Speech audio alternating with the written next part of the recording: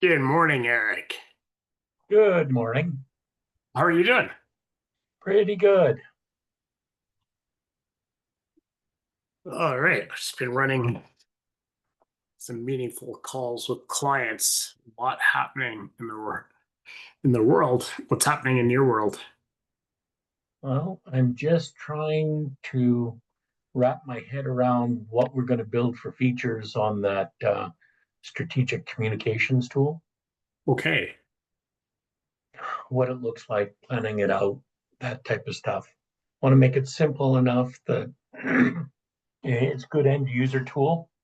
And Okay. then I need to be able to attach how we connect the different AI tools and stuff like that, and how we're going to communicate and what's in it for the other people that I'm bringing in. I Okay. have a person who does a lot of, she does a lot of media stuff, both sales and artistic, mostly on the animation side. Okay. Like she's done full length, feature length animations, that type of stuff. Um, but she also has a bunch of connections in the live action documentary, that type of area. Okay. And how does that relate to the tool? Well, the tool would, of course, call, and there's got to be some metadata around the documentaries that you build or the podcasts that you build, and then that checks basically whether it's aligning. And so there's a whole bunch of how I'm assuming that it's going to be tag orientated. Okay. Yeah. Good morning, Peter. Now talk us through that, Eric, in terms of the catalyst for creating this communication tool and who would benefit from it. Well, I was reading about the and I wasn't really happy with some of the strategic communications planning that went out through the military when the military was using what was it? It was the 2015 to 2021 military strategic communications plan, which basically had uh, Canadians as target for political communications, and it brings up some issues. And the review came back with the, well, part of the problem was we're decentralized, different teams were producing different types of communications, and then when we start adding new things like AI, how do we keep on message, and how do we respond to an offensive message?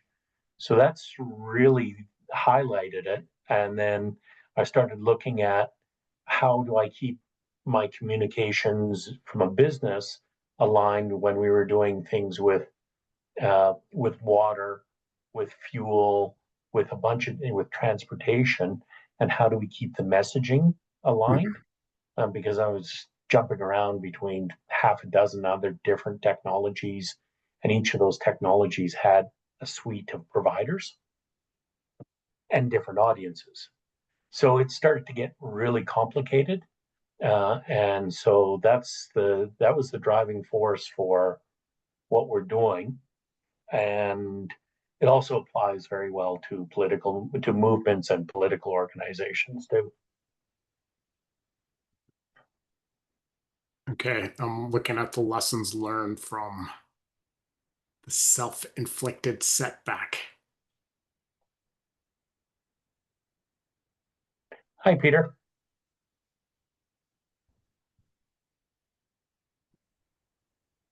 Hi, how are you? Pretty good, pretty good. Nice. You should, Eric, share it with Peter about Mondragon. Um, and so Eric introduced me to something new yesterday, and I think it's worth mentioning. Yeah, I've been looking for better structures, in different types of structures. Like we look at the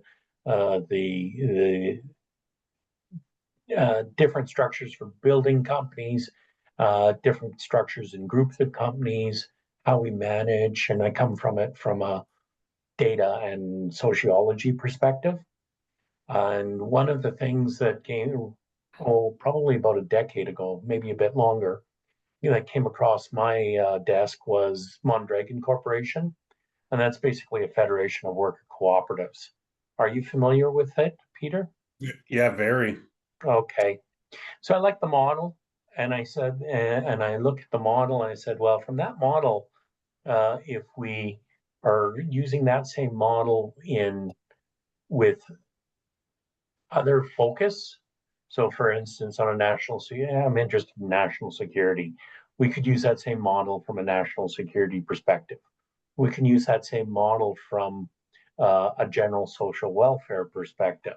So, for instance, housing and those types of stuff, so that you're less focused on what government does for you and more focused on how the community builds what you want and government as a facilitator rather than a provider.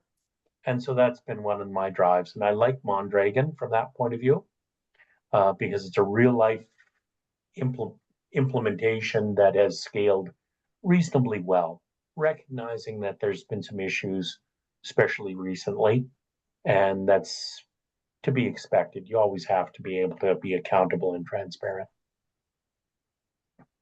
Where are you based? I'm based out of Edmonton now. Actually, we've just moved in. Oh, nice. We are, well, Edmonton capital region. Where were you before? We were just outside of Edmonton. Oh, okay, nice, nice. Anish and I we're bullish on Edmonton. We think there's something there that needs to grow. It's interesting. I'll give you a bit of background. So Van City, which is the kind of NDP sponsored labor credit union in British Columbia, they had spent quite a bit of money, being thought leaders in cooperative movements. And there was a guy, and his name escapes me, it's a very unique name. He was actually bringing tours from BC or Vancouver to the Mondragon enterprise and actually doing like a tour of it. So what I found interesting about that was that there's, I'll say, over 100 community-minded people in Vancouver, Victoria, that have gone and experienced it, but none of it translated into something tangible. Like, it obviously, influenced a lot of their thinking after they'd come back, but I didn't see anybody willing to kind of do the work on the ground. And if you think about the history of it, it was really a young man that that was fully funded by the Catholic Church to work on these community, local living economy, community economic development, worker cooperatives. So it makes you kind of wonder: is it a leadership opportunity, a structural opportunity, a bit of a bit of column A, bit of column B? But and my own experience in rural small communities is there's a lot of resistance, and I don't know if it's British influence or American influence, but there's a lot of resistance to this sort of stuff, even though it makes sense. And I'm witnessing a lot of people struggling to bring these things to life in Western Canada or Canada. And so, yeah, so I'm kind of, yes, I agree, these are great models, but I think we have another challenge, and I'll say the hypothesis is around leadership, but I'm not sure. But yeah, that's kind of my take on it. I would say it's about both leadership and culture. Yeah. Because, for instance, in Alberta and Saskatchewan, we have a lot of cooperatives, Yeah. general and retail cooperatives. but we have a certain amount of small worker cooperatives. Yeah. Now, from a culture point of view, I find that the proponents for cooperatives typically have a different mindset than the entrepreneurs, for instance. Correct. The timing and deliverable practice, and so like I like a lot of the ideas, but quite honestly, in a lot of times when I've been working with or associating with people who are driving the cooperative movement, it just makes my teeth ache with how slow they go. Yeah. And and it makes it impractical because we don't get results. Okay, and that kills it. And so if you're trying to move 100 people slowly forward, you're not going to get good results. Okay, and so it's hard for people to buy into that. And so I think that's a cultural perspective, and our lack of attention to the decision-making process and the effect of sociology and the effect of groups of people on that decision-making process. You get a faster decision on 3 people than you do on 10, and you get a faster decision on 10 people than you do on 100 or 1,000. So how do you scale that? And I would argue that that's impacted, and so Mondragon is impacted by that. But I would argue that the way to do it is constraints based on the network. Right. When something graduates from 3 people to 10, Yeah. it has different constraints than when it graduates from 10 to 100. And while that sounds pretty simple, I think that, and this is a 20-year journey for me, working on both cooperatives and for-profit and entrepreneurs versus established business, because Yeah. that has a different, what's the term, flow, decision flow, and timing, and we don't recognize that. We like, or at least it generally doesn't get articulated from my experience. It's one of the same Yeah. thing that we find in governance too, Yeah. Yeah. There's a because lot of there it's overlap. thousands, tens of thousands It's in the interesting. decision-making process.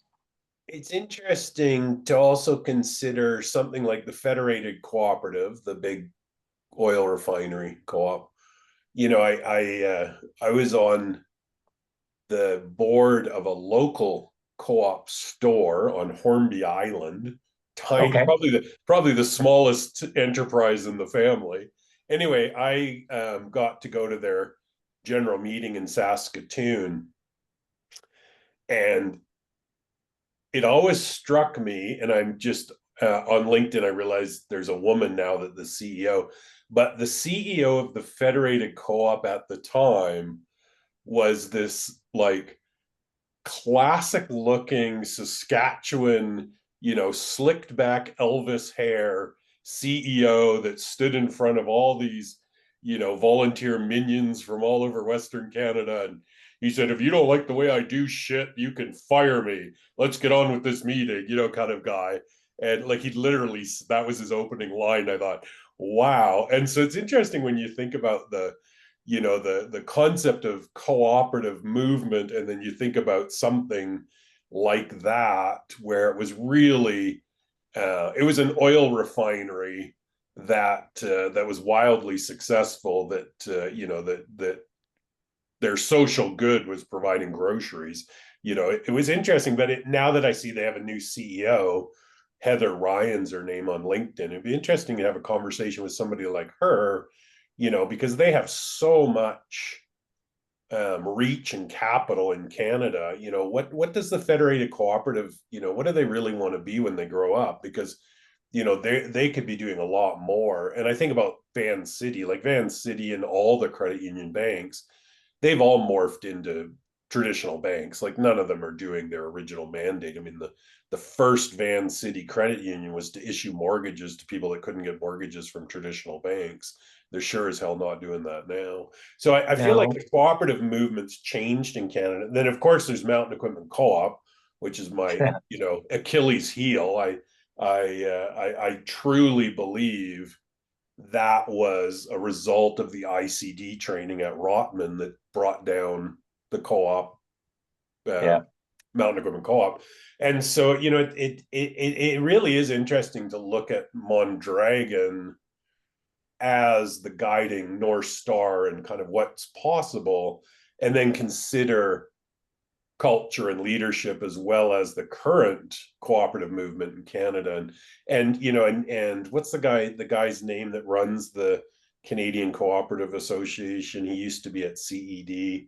Like you're right. They're it's like watching paint dry. I mean, there's nobody that's just getting shit done. There's a lot of people thinking about it, but nobody getting shit done. Well, a lot of people talking about it. Yeah, exactly. Yeah, so it's because I found that including the credit unions. Yeah. Now, also worker cooperatives versus retail cooperatives too. Yeah. Right. Because they actually both serve a different mission, right? Yeah. And we don't necessarily look at the missions when we're figuring out what kind of cooperative to do. And yeah, I have some mixed feelings about accomplishing your structure. Like if you have to get with a co-op, you need at least 10 people, right? Yeah. At least in Alberta, right? I think that's standard across the country. So if you were going to do a group, a federation of cooperatives, of worker cooperatives, you're probably talking, at least 100 people, because 10 groups of 10 people. Yeah. Okay. So your decision-making process and your focus is going to be complex. Now, is the method to move forward and recognizing that we're talking about complex business environments. So you actually want a mix of structures. So, and so like we can learn from a variety of groups, whether it be the Japanese traditional hierarchical approach with, and I used the wrong word yesterday. I said Kaizen, I think. It's actually Kiritsu. I don't know if my pronunciation is correct. But the network family versus a federation of cooperatives like we see with Mondragon. Because when we look at Mondragon, what really made a difference for them was they had their cooperatives, but they also had a financial services cooperative. Yeah. Because if we think about small businesses, access to capital, and having people who understand the type of capital and the type of business makes a big difference. Easy to transfer that to the cooperative model too. Also recognizing, like you said, credit unions, which are really, sure, they're member owned, but they're member owned like a co-op. They're basically a retail co-op. They're not a worker cooperative. And so that puts a different set of, or brings different implications to how the cooperative is both run and how I would say how its longevity too. Yeah, it's an interesting differentiate. I'm glad you brought that up because, on reflection, I would argue that the little cooperative store on Hornby Island should be a workers' co-op, not a retail co-op. It's actually failing. It's actually failing as a consumer cooperative. But it would probably thrive as a workers' co-op. And it's interesting because like my gut instinct is I'm not really interested in supporting consumer co-op model, but I'd really like to support the worker co-op model. Like that's where I would want to put my entrepreneurial mind, is to figure out how to move that to. Yeah, I don't have much interest in retail cooperatives. Yeah, it's funny, Um, isn't it? Yeah, it just right away my gut was like, yeah, no, that yeah, that and I've been trying to put my finger on that for 2 years now. So thank you. That was you'd help me think that instantly when you said that. I was like, right, that's the issue I've been dealing with, because the retail model just doesn't work for me at all. So yeah, we gotta think about the worker co-op and focus on that. so I don't know what's going to happen with the United Farmers Association, UFA, Yeah, because it, I think, is also a retail example. yeah, But in this particular case, uh, because it's hitting a specific niche for agricultural ranchers, maybe it makes it a little bit different. I haven't really looked at the retail cooperatives like I do some of my shopping at co-ops, at yeah, retail co-ops, yeah. but my division between co-op support on retail co-op versus any other business, Yeah, it's yeah, not a Costco. hard piece. And quite frankly, the MEC issue was a bigger issue for MEC because I was a member too. Well, we had a couple memberships in our family. Yeah, And so we were pretty annoyed to yeah, get, and it basically drove us away because and we basically said, well, number one, we're not associated with it. And the quality of product and service went way down, and it became basically a regular retail and not a very good retail position. And now I'm told that it's getting back to be a better retail position, but there is no buy in from a cooperative point of view. So we're back to what are the types of businesses and the types of what are the types of businesses that fit in the worker cooperative model? And I would argue that some, especially the humanistic model, which I really like from Mondragon perspective, it's all about the people. It's about people working together to deliver value, but in delivering value, they're also becoming what they want to be, right? And so from a stability and society point of view, I like that. yeah. Likewise. No, I'm definitely big on the worker co-op, not the retail co-op. Yeah. Hanish, what's your thoughts on all this? You're being very quiet in the background. What are I'm what looking. are you doing? Answering emails? No, I am looking into the different Japanese leadership models Right. and just absorbing all this and thinking as I'm hearing you guys talk, this is why I thought there's so much value in you and Eric Yeah. speaking Yeah. because of Absolutely. your in-depth knowledge and understanding how these different models apply in real life Yeah. scenarios and having seen it happen and paying attention for a very long period of time to understand what works, what doesn't, and having aligned values in terms of the benefits of outcomes. And so thinking of Mondragon and is it leadership, is it cultural, is it otherwise? And I'm thinking governance and incentives, and then the retail versus the employee retail model. And the gears are still turning on that in terms of how do you find that balance and what what is that delta that makes one preferred over the other, and then thinking through where is this captured in terms of a certain framework and what yields sustainable balanced outcomes that benefits the majority. Yeah.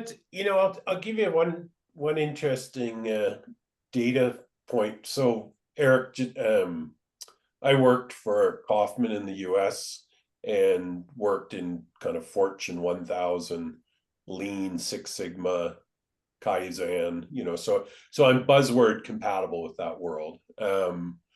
And what I found really interesting, so I watched a group of consultants implement continuous improvement using those Japanese models in American automotive. And one of the things to this day, years later, that I still remember that really stuck out for me was we were in southern US in you know, like Southern Carolina or somewhere like that. And I was having lunch with the senior vice president, and she was a one of the kind of American-esque Christian face.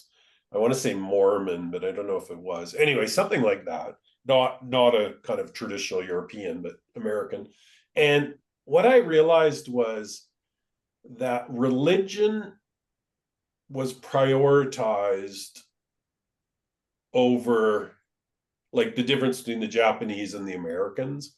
And religion actually was a serious barrier to the Japanese model being implemented in the US, because the Japanese worker at the time, I mean, this was in the 90s, the Japanese worker at the time was willing to do whatever that was asked of them by the corporation, whereas you will not get a religious person in southern United States to show up at work on a Sunday if they're in a leadership role. That's, you know, that's a social contract. And that always stuck with me. And I thought, oh, interesting that religion's a barrier to continuous improvement. I think,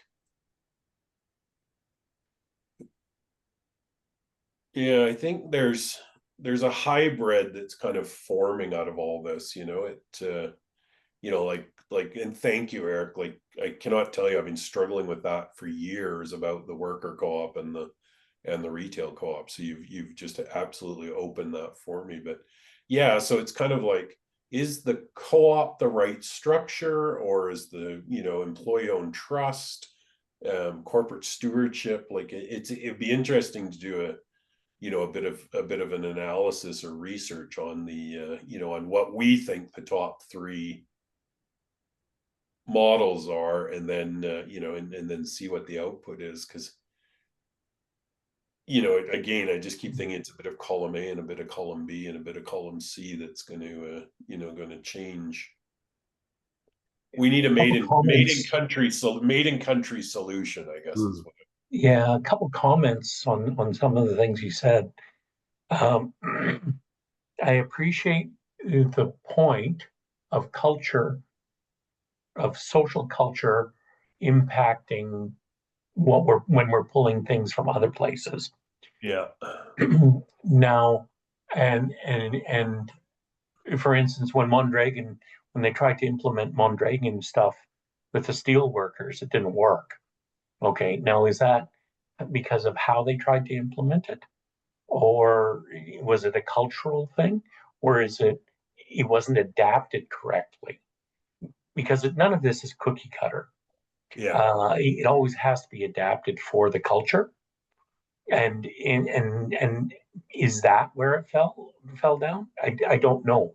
I also recognize that if you say cooperative in some places, depending on how you say it, it's automatically translated into communism. Yeah, dirty hippie. Yeah, exactly. And that type of stuff. Yeah. And so that's a communications bias filter, Yeah. and based on how you're selling it within the culture. So we're back to communication strategies that have to be localized. Yeah. The other point that I wanted to make is, and I made this mistake yesterday when we were talking, in that I used Kaizen, which is process culture and the improvement, when I actually meant Kuritsu, which is the network of and family of companies. From a business point of view, and this is the way that I see the federation works, and we have to be aware of or thinking about what stage we're at. Are we looking at filling? I don't know. It doesn't really matter what it is. So, for instance, if we're filling housing, and we want to make and so we're building the housing, we have to finance the housing, we have to do all of these pieces. So you're not going to put it all in one company. You're going to put it into a group of companies. So do we use the Keiretsu model, Japanese, which we're probably going to be more familiar with, also recognizing that that could get some conflicts, or or are we using the federated co-op model, or like a federated model, Yeah. which is all about the family of networks Yeah. and not the process? So what is our target? What are we attempting to target at what point? Have you ever looked at Keiretsu against Rendenhoi? Because I think there is a larger. Can you give me a link Yeah, to? this is something, this was eye-opening. Peter introduced me to this model, and it changed everything because I think it was the missing piece of what I was looking for in terms of how do you balance risk, entrepreneurial thinking, sharing opportunity and outcomes as opposed to command and control. Let me. Yeah, it's the idea of flat hierarchies at scale, like Hare, which is the company that bought GE, is where this model was developed. And so there, I mean, there's hundreds of thousands of employees. So, my kind of thought was, yes, this is yet another discipline to add to the mix of this kind of made in country hypothesis. But at the same time, I started to think about the public service. Could we actually create zero distance between the public servant and the citizen and flatten the hierarchy and and actually take advantage of all the amazing public servants that are spinning their wheels because of the structure of our bureaucracy. So I thought, that would be interesting. Now, do we need to flatten it, or do we just need to change the incentives and the outcomes? Incentives for sure. The reason I think about flattening the public service is because there's a real individualized culture there where people that are professionally driven to advance are they're kind of stepping on the dead bodies as they move forward. And my experience is only in British Columbia, but I do not see a very nice group of people or a culture in BC government above the executive director level. Like, they all seem to be only just interested in their own careers and are That was my experience too. The higher you go, the culture's more about cover my ass and get the next promotion. Manage up, no one cares about the people below them, let alone the services, the regions, and so that's budget. to me, that's enough of a data to blow up that hierarchy and rethink it, because otherwise you get what you see, right? I Yeah. think incentives. It's measuring, it's incentivizing them, but even before that, it's creating the metrics to how success is measured, because there's so many great ideas and programs that are established, but no one's measuring what success looks like in what time frame. So I was one of the two points in time. I was on a project in 95, which was a major government project. And I was on another major government project in 2001. The 95 one worked very well, and we didn't get a lot of backbiting. We got a lot of objectives, and we got a lot of focus. It was a very positive experience. It was probably one of the best government experiences I've had, maybe the best experience that I've had, which is saying something across a lot of industries. In 2001, I was on the private side for delivering a large government project, and it was a bit of a dog's breakfast. Ended up in the courts. And in 2018 was my last time that I looked at. It basically started me on the next phase of everything that I've been doing since 2019.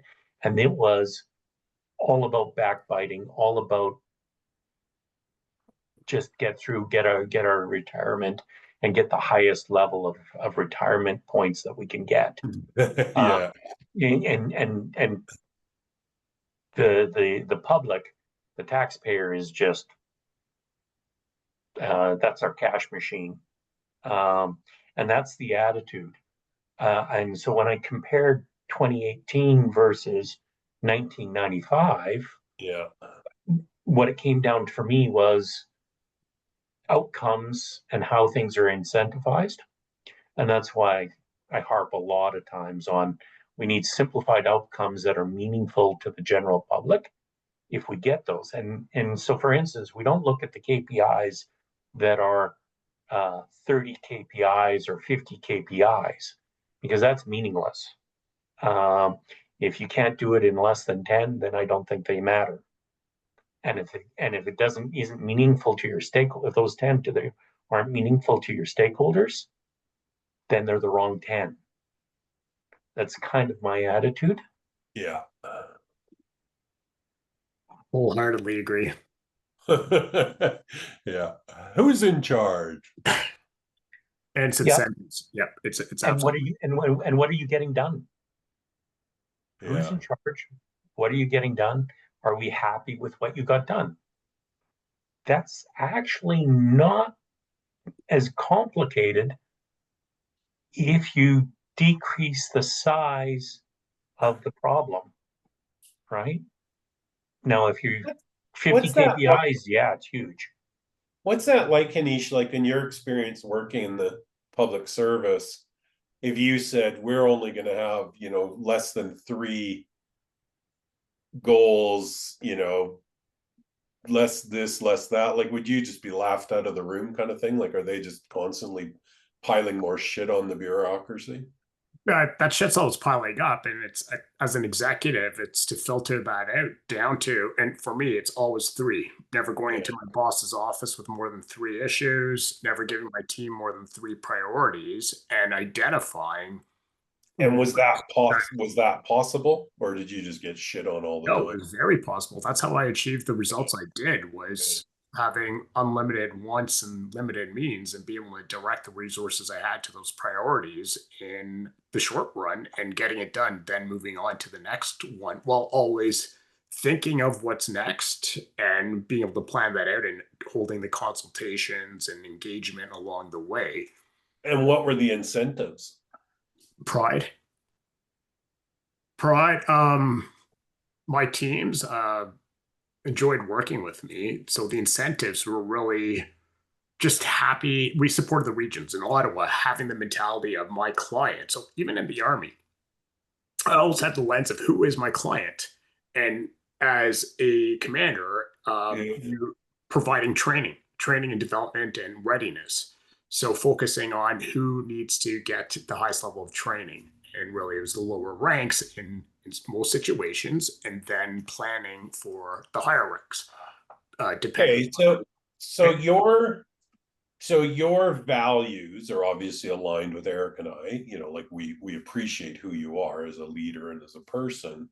What's the delta between you and that person that just doesn't give a fuck and like only cares about their own career? And what's that persona look like against yours? What's their values? Yeah, and I've stepped into or been pulled into really from the outside shitty scenarios. I like challenges, what disenfranchised, bitter public servants, as you can imagine, who have just been dismissed, not valued. You've got a revolving door of leadership that throws these people under the bus to cover their ass. And so stepping in just to, and the resistance I faced with some of these people has been, you can tell they're just injured. So making sure they feel seen, heard, and understood, a la Oprah, and understanding what challenges they have, why they're resistant, why they won't give me information as their boss, and why they hold back because it's self-preservation and they're protecting themselves because. What about your peers? What about the people at your level, like or above you? It's about glory. So it's playing into their ego. And Okay. So that there you nailed it. So your value is you're about pride, and theirs is about glory. I'm about outcomes. Just I want to get shit done. Yeah. Understanding what that looks like, and it's individualized. So That's super valuable. difficult people, and coming back to the client framework, is the regions deliver to the public. The public is their client.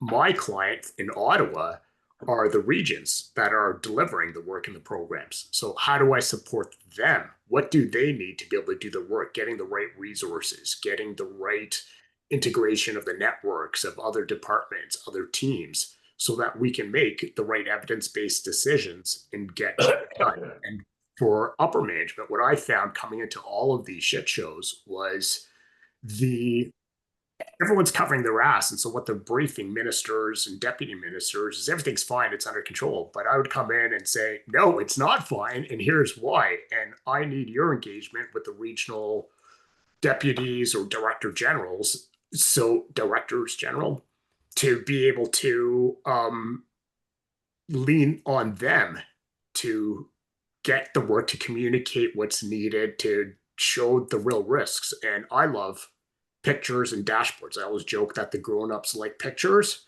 And this is what I give them on a large 14 by 17 piece of paper are this red, amber, green risk matrix and dashboard of what's happening on a monthly basis. It's updated with, again, just 3 bullets of highest risks with lens of reputation, health and safety, and financial.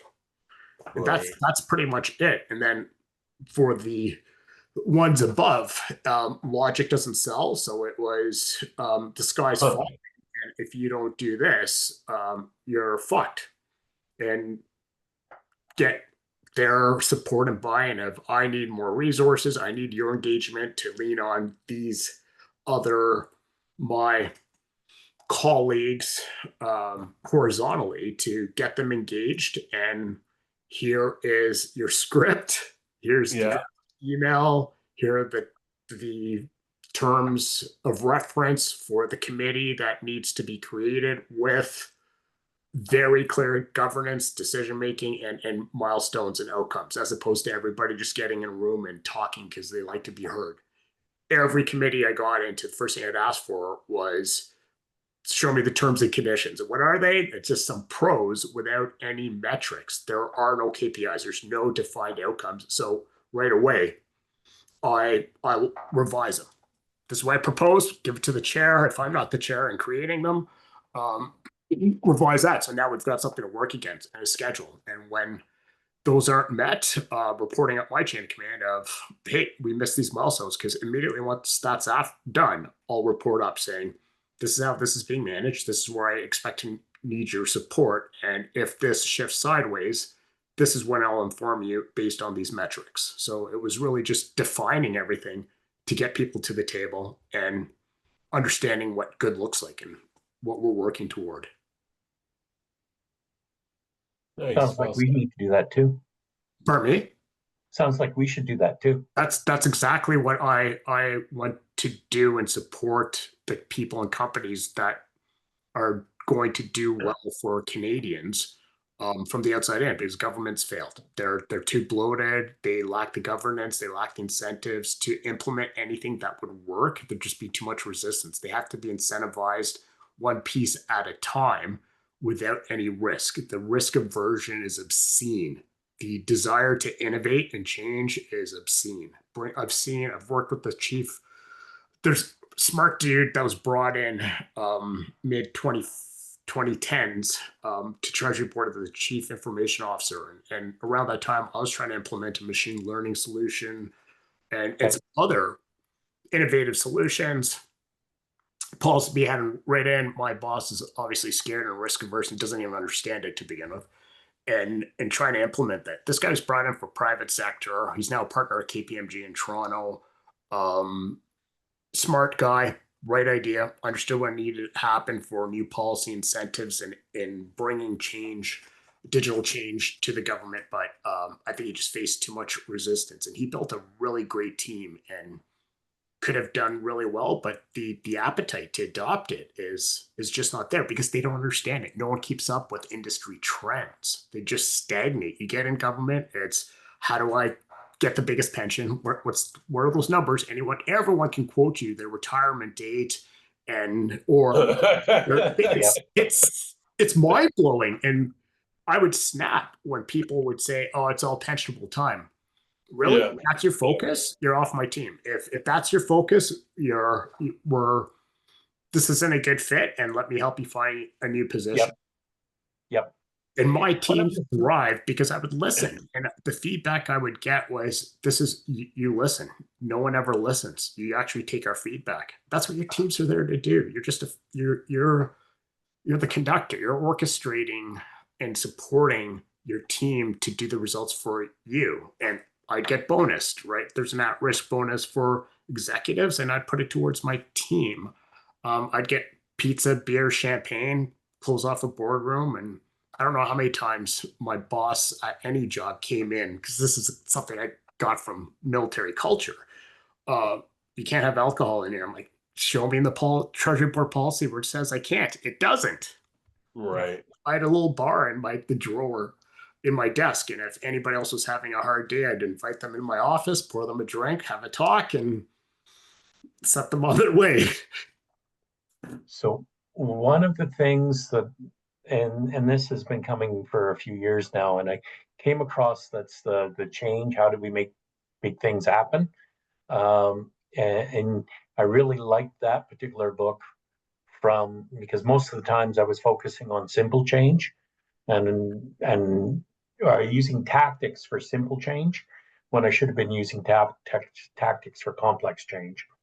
And that's one of the reasons why I say that we need something on the private sector, a P3, a worker cooperatives, something from a national security, from an economic base perspective, because that's the only way that we're going to get change happening fast enough and let it circle through so that we can pull the government instead of trying to push the government. Yeah. And that's a really big thing. And I think that's the solution. And that's really what I'm interested in doing over the next 5-10 years before I retire, from a legacy point of view. That's the thing for me is exactly, it's a pull, not push. You can't force them. I see everybody as a teenager. You have to incentivize them Yeah. enough to not put them in the corner with incentives, but to draw them forward. And have you read the book I just posted in the chat, which is about thinking Your problems. Nice. about solving the most challenging problems. And even for me, I was trying to I didn't write this book for the sales. It did become an Amazon bestseller in 5 countries. I wrote it because I wanted to figure out my methodology. How did I achieve what I achieved where others weren't able to do it over many decades? And I managed to do it. And it was really bringing all the stakeholders to the table at the beginning. Here's what we're trying to solve. Right. What do you think? Give me your ideas. Integrated stock. project delivery is one of those models. But if you look at rapid, if you look at the time scale, and that's if you have 100 stakeholders, the ability and impact on those stakeholders of trying to bring 100 people together versus trying to bring 3 together and solve the smaller problem, and then bring that up to the 10 people and solve a slightly bigger problem. And so you have to tier it. Yeah. And that's a decision process point of view. And that's is. all. I find that's assuming you actually understand what the problem is, right? It's just like medicine is treating symptoms as opposed to the root cause. So I found that when you go broad, you get a different understanding. It's intelligence gathering of, this is how I see the problem. What do you see the problem? And all of a sudden, you've learned that wait a minute, I'm just seeing a symptom. And then from there, it's being able to classify it as, okay, we're actually dealing with a few different problems here. What's the overarching one or the main one that contributes to the benefit of, if we solve one, it will improve the others. So from there, you're able to define the problem and then parse it and focus on one thing. I still believe that getting that broad collection of inputs in and then being able to discern it and move forward and then sharing again, this is where we're going. It's a constant two-way communication. It's not a one-time thing. And this is where the government fails badly with First Nations or Indigenous collaboration consultations. It's an afterthought. If you bring them to the table earlier, everyone appreciates it. And this is the feedback I've gotten is no one's done this before. No one's actually taken what we need or want and then tell them this is outside of my mandate or budget or scope or legislation, which is getting these parties coming at you with we want this, this, and this. And for me to just say, this is the line in the sand. This is all I can do and all I have to do and all I will do. So let's start there. And the same goes for that broader problems of being able to then communicate to everyone, this is what we've discerned and how we're moving forward and seeking any other insights and whether I hear you, but I think it also depends. Are we talking a complex problem or are we talking a complicated problem? Because if we're talking, and I think part of our, like we're our own in Western culture, European-driven culture, we're our own worst enemies in solving complex problems because everything can be decomposed. Well, no, it can't because you got too many interactions. One is based on decomposition and one is based on the holistic perspective. So I appreciate what you're saying, but let's look at climate change, for instance. could you first define for me complicated versus complex, just so we're on the same. So complex, wicked problems, a lot of levers, a lot of impacts of relationships. Okay. Complicated, classic engineering. A car. How can you fix a car? Well, you can decompose it. How can you fix a plant? Well, you can decompose it. Yeah. And a lot of times we can solve an engineering problem, the car or the plant, but you can't solve. You can only manage I suggest that you can only manage the complex problem, the wicked problems, because they have too many Yes. levers and too many interactions. Yes. And I was referring to, I guess, more of a complex problem because part of that analysis is also what is in our control and what's not. Now, how long does that take you? The problem is, and what are the outcomes and what are the results? Because a small result, and years ago I made the comment that this isn't engineering, this is bonsai. We should be looking at bonsai, not engineering of a building, because it grows, it evolves, it changes, it adapts. And so we always have to be iterative. And that's like what you said. Well, yeah, okay, we went out and we consulted. And then 5 years later, we delivered. And then everybody's unhappy. Why? We consulted. Well, of course, It has that's to not be going to work. ongoing. I think it has to be ongoing and also having a timeline. If you have everything has to have a deadline. And if it is ongoing, it has to be iterative and it needs feedbacks, which is why for complex problems, pilots are a wonderful thing to do multiple pilots to get the data to then move into the next step. So having that finite timeline and understanding, there's always going to be a give and take of what this will look like at that time. So within our budget, within the three scope, Yep. time, money, scope, something's got to give. So what gives? And at the end of the day, how are risks being managed and what outcomes are actually achievable by that time? So you can't have it all. Yeah. And I would, and while I appreciate the point of getting the 100 people in or the 1,000 people, the consult for 1,000 people is different than a consult for 10.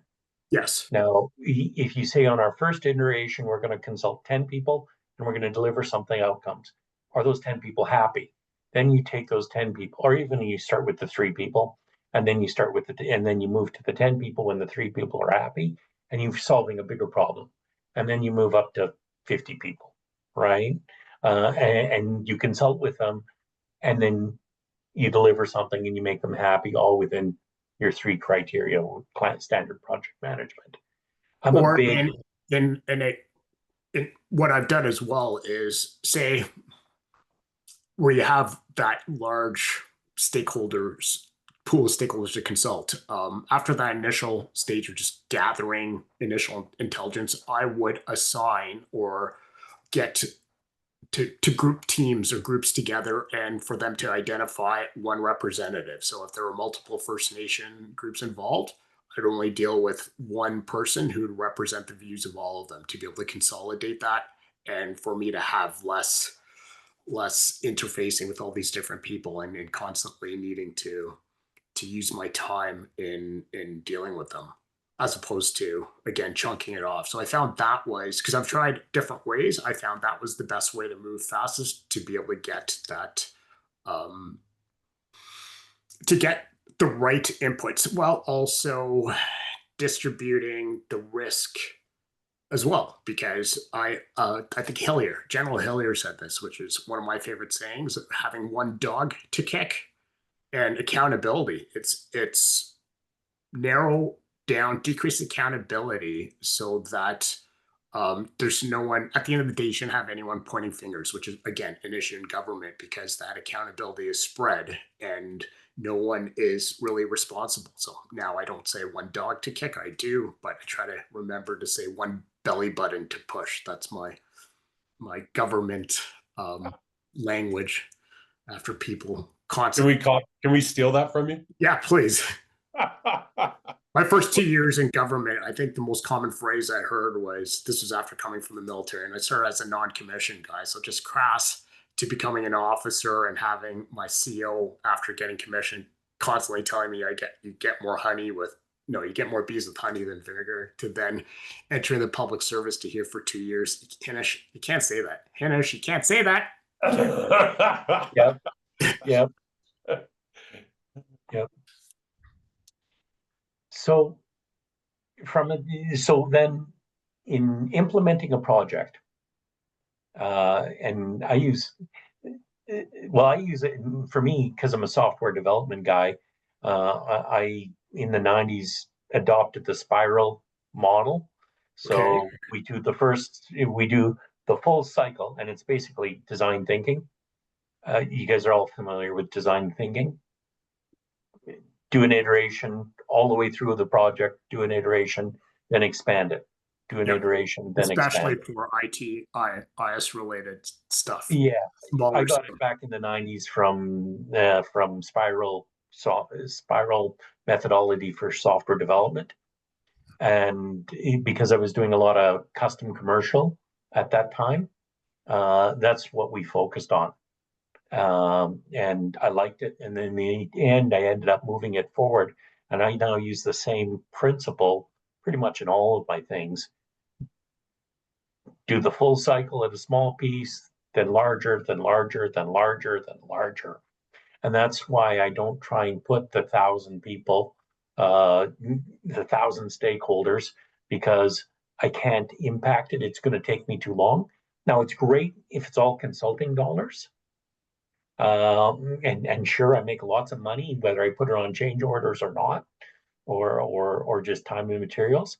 But it means I fail. And maybe I'm just too egotistical in that I don't like projects that I've been on that fail. I want to succeed. And so that's why I've gone to do the spirals, whether it's all the way through and expand. And that's where you do the pilots, the prototypes, and then to production, and then the expansions and stuff like that. I agree. Yeah. Call it an MVP. Reduce the scope to get that success and build up off of that because the market will respond, right? So you really need to understand that. But on that note, it's I think it's also limiting just the amount of inputs in terms of if you have 1,000 stakeholders and everyone's giving, say, 3 points of input for 3,000 points versus 3 people with 1,000 inputs. It's what are we looking at? Okay, yes, no, do we agree there's a problem? Okay, 70% say yes, then we act as an example, or just, yeah, the consultation. I just find there's so much that's come out of that broader net just to define things. And then afterwards, in terms of actually developing a solution, then it gets limited to who has the knowledge, expertise, and understanding to be able to meaningfully contribute, Yeah. and whittling it down, because too many people, no bueno. You just can't move fast enough when there's too many people around the table. So creating just Have you guys heard of the concept of an unconference? Yeah, I like it. I was just thinking as you guys were talking, I thought, I keep thinking about unconference, like we got to start. It has to be as well known and as popular as design thinking, and how they fit together. But that kind of large, I don't know, every time I'm in a group of people, I think this needs to be an unconference, I guess is where my head's at. Yeah, I hate to see smart people in a room listening to a speaker. It just drives me crazy. Yeah. So the unconference format I really like, and I'd like to see us use it a lot more. Can you guys share more? Is this meeting could have been an email scenario? What's that? Unconference. Is that the same thing as? No. Sorry. What an unconference is a group of people get together and they go through a design thinking process to decide what they want the conference to be about at that time. And then they could separate off into multiple groups to focus on the ideas and implementation that, things they're interested in as individuals, as opposed to the idea of somebody saying, we've got a panelist of thought leaders that are going to talk at you about some blah, blah, blah. And you're looking around the room going, there are way too many smart people in this room to be wasting our time regurgitating this shit. Let's actually get together and connect and talk about things that matter and come up with projects. And it does draw a lot on the design thinking concept to get it going. And there are a lot to facilitate, because you need actual facilitators to start the conference off, and and get people into the groups and talking about things. The downside is it's very democratic, and somebody might be bummed out because they didn't get enough social capital for their idea they put forward, and then they're feeling like they're joining a team when they want people to join their team, kind of thing. Yeah, but also if you move it fast enough, I think it works, because here are the 20 people that are willing to talk about something, and then the people, or you throw in the ideas and throw the groups to throw in the ideas, and then the groups select them, and you can actually turn it around pretty fast. Yeah, that's a good point. If you have the right tools. Now, the problem can be, how do you present? Like if you do that in the morning and half an hour later you're presenting, that can be problematic. Right. Yeah, but there are also other ways around that. So you poll like the week before, or Right. 2 days before, or whatever, poll electronically, everybody comes together, and people have a week to develop their panels or their discussion points and stuff like that.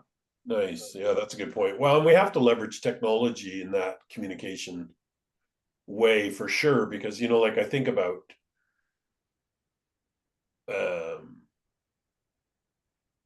like value stream mapping, gap analysis, like how do we engage larger audiences into these into these public policy discussions, like we vote, and that's kind of where it ends, right? Well, and what do we vote on?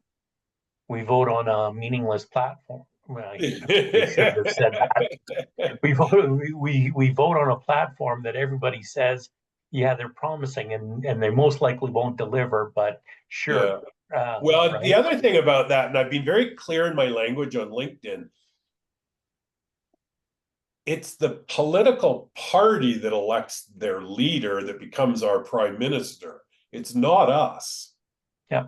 And I think there's a real misunderstanding in society generally, where it's like, if you want to actually vote for who the prime minister of Canada is going to be, you better join the political party that you lean towards, and because that's the only vote that matters, right? Like, our vote is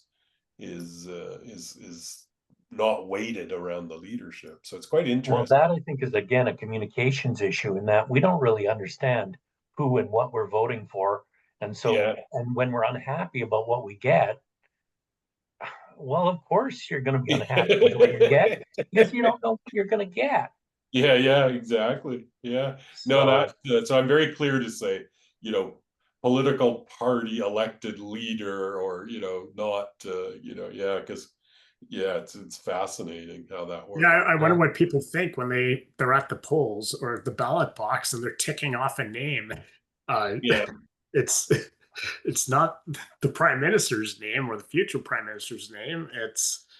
It's their writing, so it makes you wonder. And on that note, I wanted to wrap up because great conversation. Thank you for joining, Eric. And I wanted to get into next week.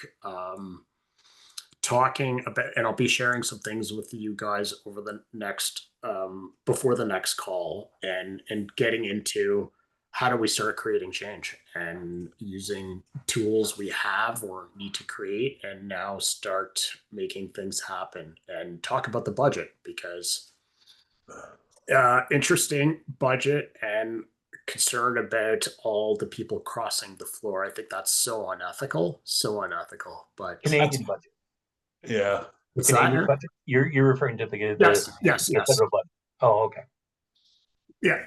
And then all the other things that I think there's so much that we need to talk about, but then again, boiling it down to what matters and going forward and creating the change we all want to see. That's also another reason why I want that communications tool, because it's bothered me for 20 years, actually over 20 years now, in that I was very much a democratic. We vote for the people, we hold them accountable, and I'm happy with the MPs voting for the prime minister. I don't have a problem with that. Put in the best prime minister, fine. Who cares? But then that means I want my MPs to be accountable to me. Yes, as they should be. Yeah. But we need better communications for this. Okay. Yeah. Let's go deeper on that next week. Okay, gentlemen. Thank you. Have a great day. Thanks. Take care. Nice to see you there. Yeah. Bye.